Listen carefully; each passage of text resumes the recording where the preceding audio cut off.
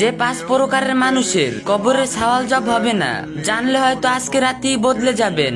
একটা সময় আসবে যখন মানুষ আপনাকে কবর দিয়ে চলে যাবে, চারপাশে নিস্তব্ধ অন্ধকার, না থাকবে পরিবার, না থাকবে বন্ধু, না কোনো সাহায্যকারী থাকবে। ঠিক তখনই শুরু হবে জীবনের সবচেয়ে ভয়ঙ্কর মুহূর্ত, কবরের সওয়াল জব। দুইজন ফেরেশতা এসে আপনাকে প্রশ্ন করবে, তোমার রব কে, তোমার দিন কি, এই ব্যক্তির সম্পর্কে তুমি কি বলতে চাও। সেদিন টাকা কাজে আসবে না, পরিচয় কাজে আসবে না, কাজে আসবে শুধু ঈমান আর আমল। কিন্তু জানেন কি, কিছু সৌভাগ্যবান মানুষ আছেন যাদের জন্য কবরের এই কঠিন পরীক্ষা সহজ হয়ে যাবে।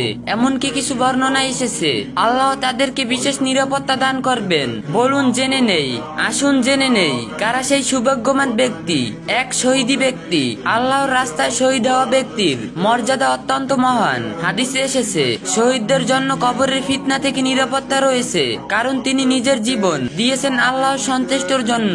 দুই, সীমান্ত পাহারা দিতে গিয়ে মারা যাওয়া ব্যক্তি। যে ব্যক্তি মুসলমানদের নিরাপত্তার জন্য পাহারা দেয় এবং সেই অবস্থায় মারা যায়, তার আমল নামায় মৃত্যুর পরও চলতে থাকবে। হাদিসে এসেছে সে কবরে ফিতনা থেকেও নিরাপত্তায় থাকবে। 3, জুম্মার দিন বা রাতে মৃত্যু হওয়া ব্যক্তি। কিছু হাদিসে এসেছে যে ব্যক্তি জুম্মার দিন বা রাতে মৃত্যুবরণ করে, আল্লাহ তাকে কবরে আযাব থেকে নিরাপদ রাখেন। তার পেটের রোগে মৃত্যু হওয়া ব্যক্তি। নবীজি সাল্লাল্লাহু আলাইহি সাল্লাম বলছেন, যে ব্যক্তি পেটের রোগে মারা যায় সে কবরে আযাব থেকে নিরাপদ থাকবে। 5, নিয়মিত সূরা মুলক তেলাওয়াতকারী। হাদিসে এসেছে সূরা মুলক কিয়ামতের দিন তার পাঠকারীর জন্য সুপারিশ করবে এবং কবরে আযাব থেকে রক্ষা করবে। মাত্র 30 আয়াতের এই সূরাটি একজন মানুষের জন্য কবরের অন্ধকারে ঢাল হয়ে দাঁড়াতে পারে। এটি গভীর সত্য। আমরা দুনিয়ার জীবনের জন্য কত প্রস্তুতি নেই, কিন্তু কবরের জীবনের জন্য কতটুকু প্রস্তুতি নিচ্ছি।